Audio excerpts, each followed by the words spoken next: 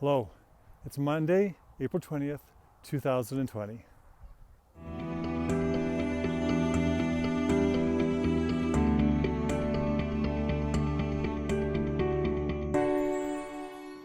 So the last 2 weeks have been 4-day work weeks for me.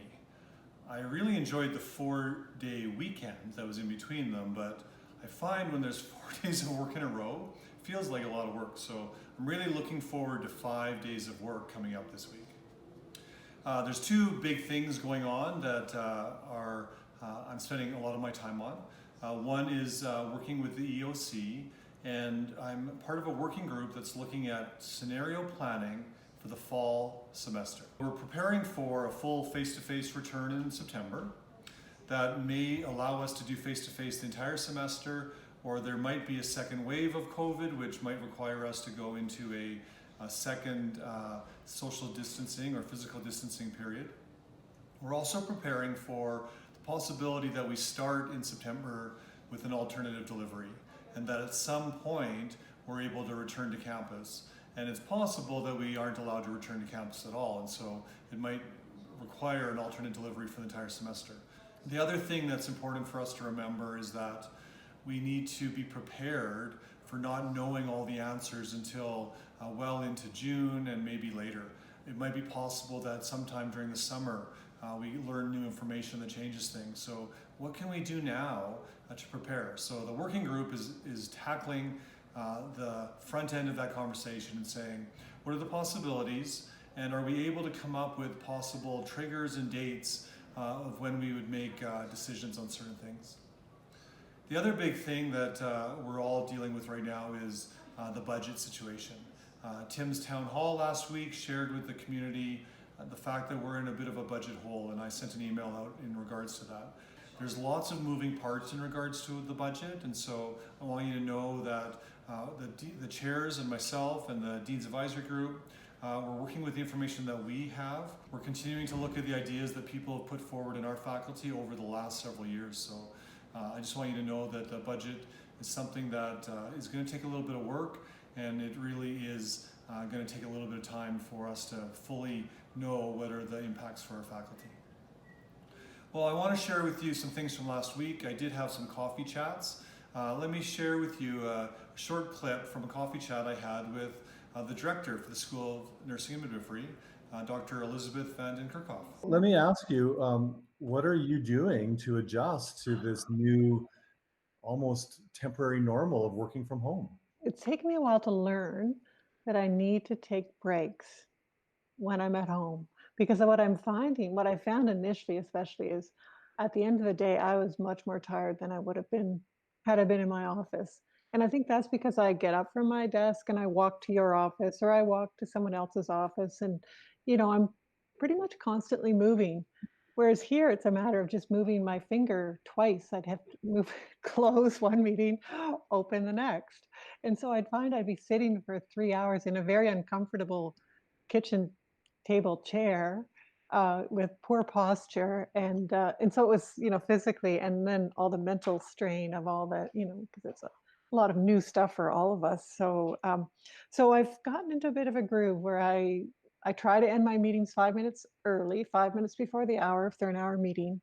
Get up, even though I didn't do that between your meeting and the last one. Get up for a minute. If nothing else, just walk around the kitchen, go get a glass of water, try to get outside a few times during the day, which I wouldn't normally do in my office. But what would you say is something that, with the physical distancing measures that are in place, something that you're missing or that you might be looking forward to once the physical distancing measures are relaxed?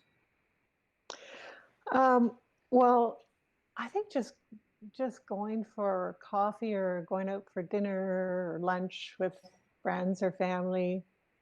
So that's kind of one of the routine things. But the big thing is I'm missing having. My son usually visits every 3 months. We've realized. I knew he was coming often, of course, on my points, but at any rate, he was coming often.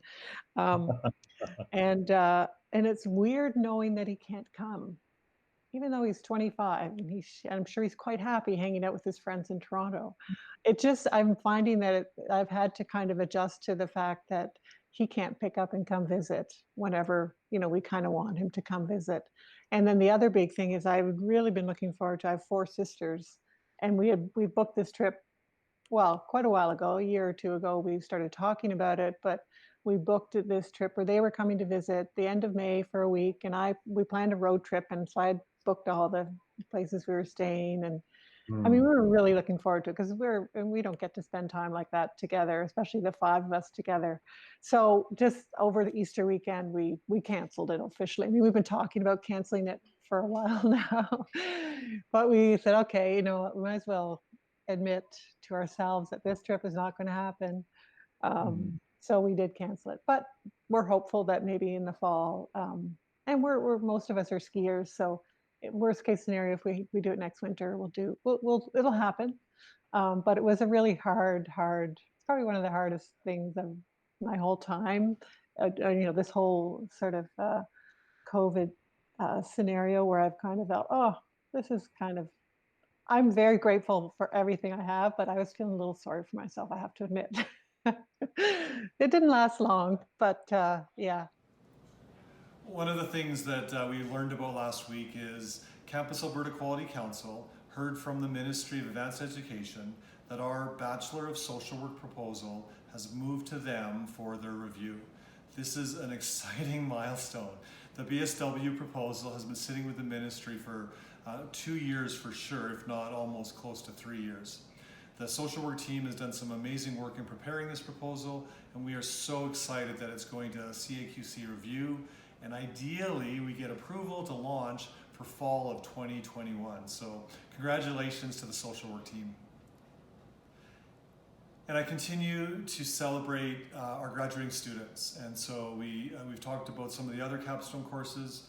This week, the education capstone courses, the students presented their final projects, and like the other programs, they did this online. I was fortunate enough to have Kevin O'Connor, the chair of education, share with me 2 student presentations that were really neat to watch, and actually I'm quite proud to show you. Take a look at these. Making learning visible, a research inquiry into learning competencies being made visible by students. My driving question for this inquiry was, how can the cultural and global citizenship competency be implemented, assessed, and reported on in grades K to 5, and how can this learning be made visible to students through Indigenous ways of knowing? As I continually progressed within my professional inquiry and connected with experts and school community members, my vision kept evolving. I started to realize that this project was a springboard into what actually could be done because of the different levels that I experienced within this project in less than a couple weeks. I wanted to take an extra few moments to say thank you to everybody and congratulations, class of 2020. We did it. That was from Tanya Gable, and take a look at the second one from Riley Cook. Learning communities no longer look like how they used to. There's color and choice, and so many different options and arrangements. It's flexible seating.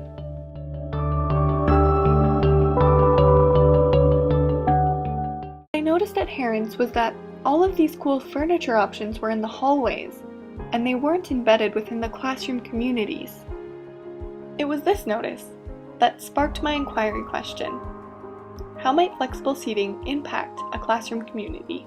In this experience, I learned that professional inquiries don't have an end, and they don't just stop. They are continuous, and they are ongoing. These questions will come up through my entire career, and it is my professional responsibility to discover new answers and to gain new insights. Yeah, thank you, Tanya and Riley. Just amazing presentations, and they really are examples of the amazing work that's happening with all of our students. I'm so proud of all of our graduating students, and it really is disappointing that we aren't going to have a June convocation, but I look forward to celebrating with all of them at some point. As always, I welcome your questions. If there's something you would like me to address in this in next week's update, please send an email to hce@mtroyal.ca. I hope you have a great week. A lot of moving parts. As I know more, I'll update you. Good luck, everybody, with things that you're challenged with this week. Have a good week, everybody.